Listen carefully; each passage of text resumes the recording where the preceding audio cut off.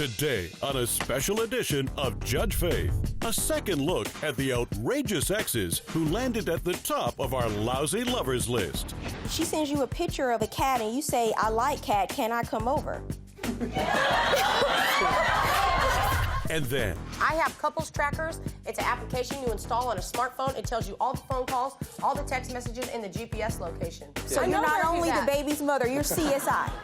plus, He took my car in the middle of the night, was going to the casino, and flipped it. I get a email saying, "Hey, you've been entered in so many drawings, and you got a good chance of winning this. Hurry." Do you know what spam is?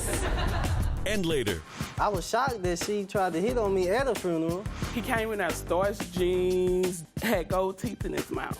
Thug, that turned me on. Are gold teeth still a thing? Faith Jenkins. Her distinguished legal career began when she graduated first in her law school class.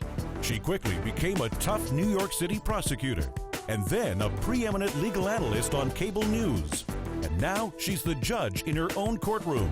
Her cases are real and her rulings are final. She is Judge Faith.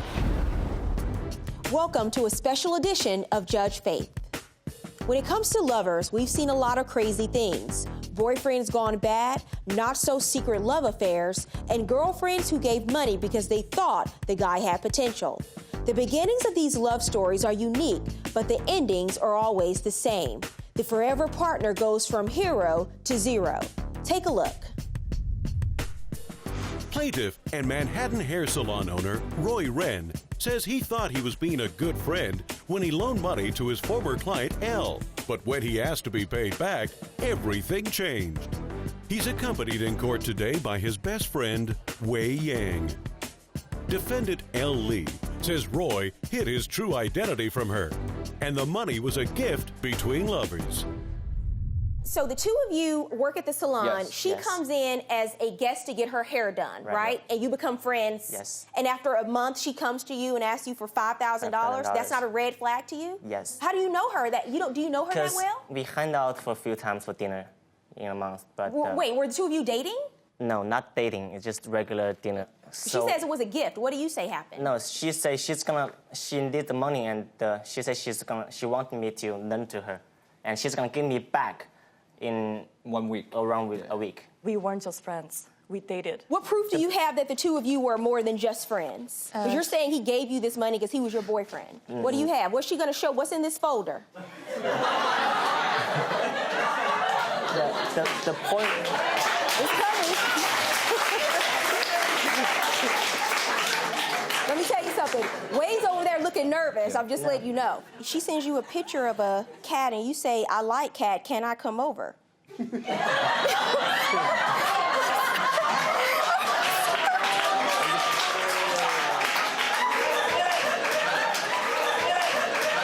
I definitely like cats.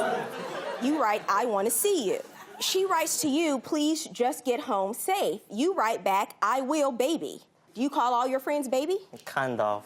Not. You call kind. Way baby? No, I call. Yeah. I call That's him your bro. best friend. He writes back, "I got home, baby. Good night, sweet dream. Love you, moi." Did I text that? No, I didn't. After some intimate moment. You gonna still stick to that story? Y'all were just friends? Okay, but Okay, what? I have the. Hold on a second. I have a photo. Let's pull the photo up. Is that you? Right, that's me. You kiss all your friends on the lips? No. I kind of had this idea that he had a girlfriend or something like that because he always goes home before like 11 or 12, like a Cinderella. Like he's got to run home like really early. It's all about the cover-up. After I got the money from him, his wife came to my apartment. She had the paper with my name and his name. She knows that I'm married before. How long have you been married? I've been married 2 years. Okay, whose fingerprint is on this? That's hers and mine. You put your fingerprint on the document? Fingerprint might be mine, but signature isn't mine. These are the terms of the agreement. Nothing more shall be added after this. Having a fingerprint on a document is tantamount to your signature. When she and I were talking, I told her everything, and she shed a tear. As a woman to woman, it's like I feel like really sorry, and then like I feel really So bad. have a girl chat. Bring Okay. her a tissue, get her a cup of tea. But what you don't do is take your fingerprint and document that something's a loan when it's a gift. So my judgment in this case is for you in the amount of $3,000 based on the evidence. Good luck to both of you.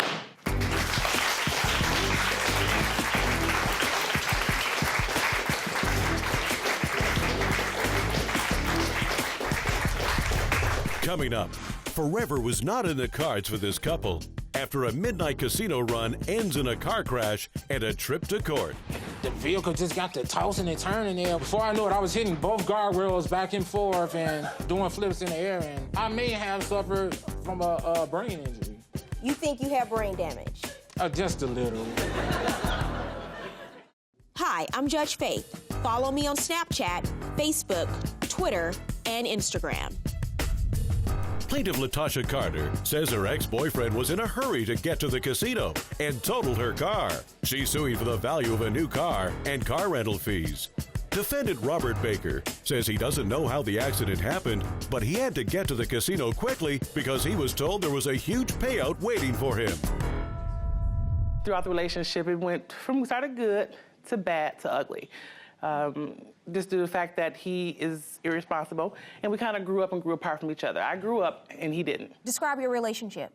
I mean, she's, I don't know, bonkers. Yeah. And so what happens the night of this incident? He took my car in the middle of the night, was going to the casino, and flipped it. What happened? All right, I go by to get the keys. I'm backing out. I see one of my boys I ain't seen in a while. He out there shooting crabs. So at that time, I get a email on my iPad saying, hey, you've been entered in so many drawings, and you got a good chance of winning this.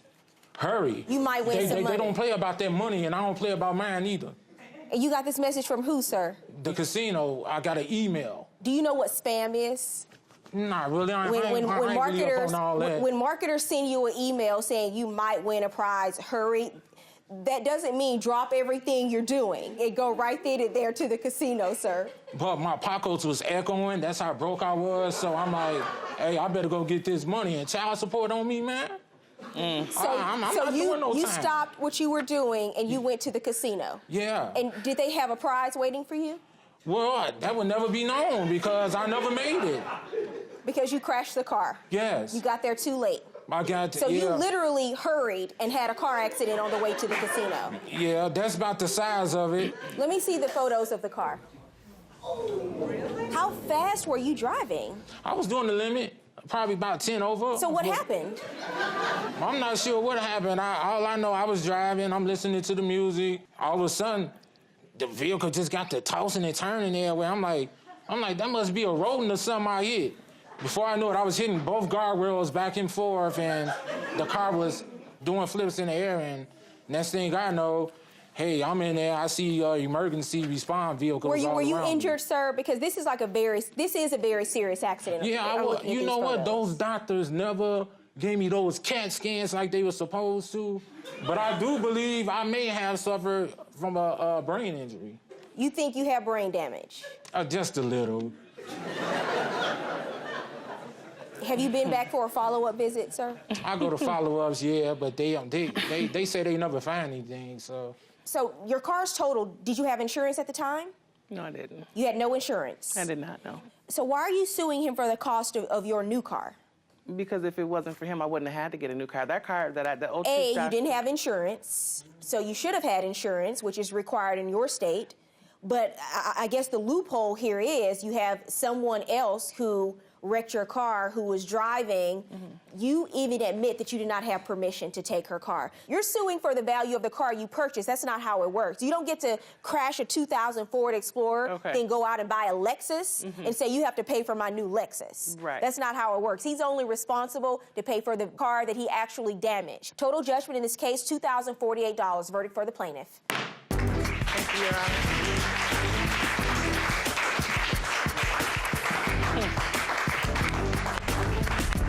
Coming up, a couple can't quit each other even after one of their cars goes over a cliff.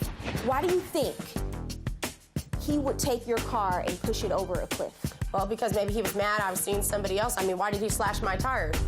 And later, Facebook caused this couple to change their status. Some gave me the intuition that he was doing something he didn't have no business doing. So we was laying in the bed. Oh my! I was asleep, Jonna. When I'm like, where that light come from? That's not my phone. It was his phone. Was it true that you were having what she describes inappropriate conversations with women on Facebook? Plaintiff Desiree Lutzweiler says her ex and the father of her unborn baby drove her car off a cliff in order to win her back. She's suing for the value of a car, new tires, gas, and towing fees. Defendant Raymond Vandenberg says his ex is just trying to get money from him, and she has no proof he took her car. I met the defendant in 2013, and I showed up at his house, and actually, with his son, and I never left. I really liked it over there, and I liked Raymond a lot. You know, about a week later, he got kind of curious why I was in his room. I think eventually he found out. And so we were together about 1.5 years. We had a 1-year-old son together. You have a 1-year-old now? We do. Mm-hmm. And I'm actually 4.5 months pregnant now. Let me ask you a question here. She was a friend of your son's at the time, sir? That's you yes, met she her? was. She was, okay. And she came over, the two of you met and started dating and started living together? Pretty much, she came over and never left my house. So that part Like she is said. accurate? Pretty accurate. We have our separate places, though. We don't live together anymore. Why don't you tell me about your lawsuit? While I was living at my mom's, I was kind of starting to see somebody else, you know. One day I woke up well, actually the guy that I was kind of seeing, my car was a little damaged from Raymond Pryor. He had like stabbed the tires, so when you patch it, there's like a little thing that sticks out like a stabbed shoelace. the tires of her car? Absolutely not. He did several times, like 16 tires, probably since January up until March. I slashed somebody else's tires in her driveway. Oh, okay. The wrong car. Well, I woke up one day, I had squeaky brakes. Like this, he always promised to fix it, never fixed it. So I'm laying in bed, I hear, you know, I go outside and I see a tail end of my car drive away. So I get on the phone with 911 and I reported it at 8 a.m. At noon, the police gave me a call, said my car had been recovered. From where? A 270-foot canal. It had been pushed over a cliff? Correct. Did you do that, Mr. Vandenberg? No, I didn't, Your Honor. Because now we've graduated from slashing tires to pushing cars over a cliff. Slashing a tire. One tire. And you're the only person I know of right now that's damaged her car in the past. So I'm looking at you right now, Mr. Vandenberg. Do you have any knowledge whatsoever of what happened, the circumstances around this car being pushed over a cliff, sir? No. It's all Let me see the speculation. photos, ma'am.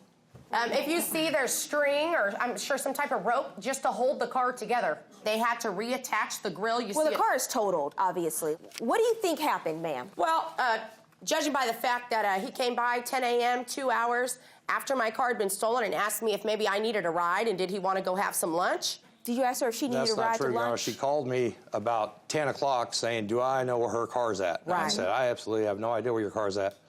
I was at the casino. Why do you think he would take your car and push it over a cliff? Well, because maybe he was mad I was seeing somebody else. I mean, why did he slash my tires? Were you dating someone else at the time? Yes, I was. Was he aware of that? Yes, he was. Were you aware that she was seeing someone else, sir?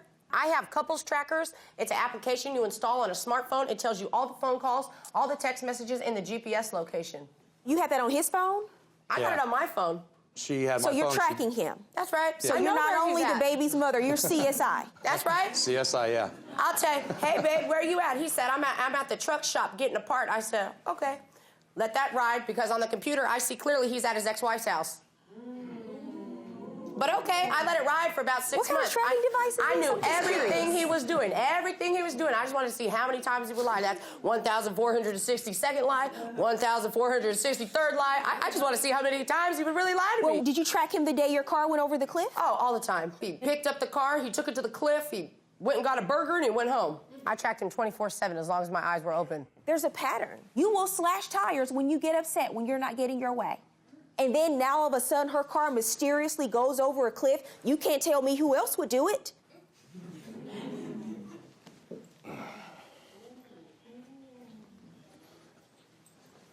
He is a petty, petulant, vindictive 51-year-old child. If this continues to happen, the only way it stops is if you press charges. That's the only way.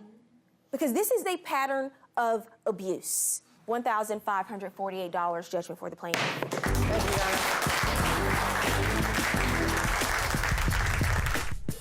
Plaintiff Lakeisha Stewart says she fell in love with a thug, but when she caught him cheating on her, she called it over. She's suing for rent and dog food. Defendant Shannon Wallace says he didn't do it, and he's not ready for this relationship to be over. I met Shannon at one of my friend's funeral. You know how, like, you dress in black to go to a funeral, right? Sometimes. He didn't come in there like that. He came in there starched jeans, jersey, hair braided, gold, thug. It turned me on. So He I had went gold up, what? Had gold teeth in his mouth. When was this? This was in 06. Okay. Are gold teeth still a thing? Yes, ma'am. Apparently so, for you, Yeah, right? yes, ma'am. For me, yeah. I was shocked that she tried to hit on me at a funeral. But me being me, you know, I'm a ladies' man, so, you know, I gave a little conversation. One thing led to the next, and guess here we is, you know? So what happened over the course of these 9 years? How did you end up here today? I don't know. You tell me, Your Honor. I'm baffled, you know? I mean, it's like... You fell in love with her at some point. Yeah, I did. And boom. Okay, with that being said, really, I mean, you know, I love this woman. You know what I'm saying? We've been together this long. Okay. Then, like, it's sometime in November of 2014. Some gave me the intuition that he was doing something he didn't have no business doing. So we was laying in the bed. Oh, my. I was asleep, Your Honor. We was laying in the bed. And I'm like, where did light come from? That's not my phone. It was his phone. So I had to ease on out the bed and get on my knees and start crawling to the side of his bed. So I got his cell phone, so I had to crawl on out the door to crawl to the living room. So I goes through his phone. What I see him talking to two females. No. So now I'm hot. So I goes back. This time I didn't crawl. I walked to the room. And I say, what is this? And I chunked the phone at him. And he denied, and I told him, what you do is you go get your stuff and get out of my house. I'm the victim, Your Honor. So then I say, he did pay his portion of the rent and stuff that month. So I say, I'm going to be nice enough. You stay in the other room. Was it true that you were having what she describes inappropriate conversations with women on Facebook? No, Your Honor, it wasn't like that. Okay. Well, you know God looking at you. Don't yes, story. I know. Don't story. Your Honor, it's like this. It's like this, Your Honor. See, I can't control who messages me on Facebook. Say, for instance, if you message me on Facebook, I'm gonna say, hey, how you doing? You Don't know, put I'm me just in this saying. hypothetical. Just saying, yeah, just hypothetical, of course. You know, I'm something. just saying, you know, but just because I message you back don't mean I'm having a relationship with you. You get what I'm saying? Coming up, more Judge Faith favorites. And now, more Judge Faith favorites. I have 2 dogs that he bought me. He called me last week saying that he was going to come get the dog. I want him back. You're not going to get him back. And if he comes to my house and try to get him back, it's going to be a big fight, and I'm going to call the laws. And he's going to go to jail because he's going to be on my property. Oh, my goodness. He supposed to pay for the dog food. I never supposed to pay for the dog food. You chose to keep the dogs. Why should he be paying for dog food? Thank you. He paid for dog food. But now that I see that I'm not going to get, I had to pay for January and February because he wasn't gone. He left, Your Honor, and left the dogs there with me. So Well, you kicked him out. He didn't leave. Well, okay, Jeez, again. but I had to buy dog food. I had to buy dog food for them, and if he gonna come back and get them. Okay, ma'am, you guys can work that out amongst yourselves. My advice would be just to let it go, and especially if you know the dogs are being well taken care of. Okay, just be the bigger person if that's what it takes. I am going to order you to pay those 2 months of rent in addition to court costs, okay? So verdict in this case for the plaintiff, $380. Good luck to both of you.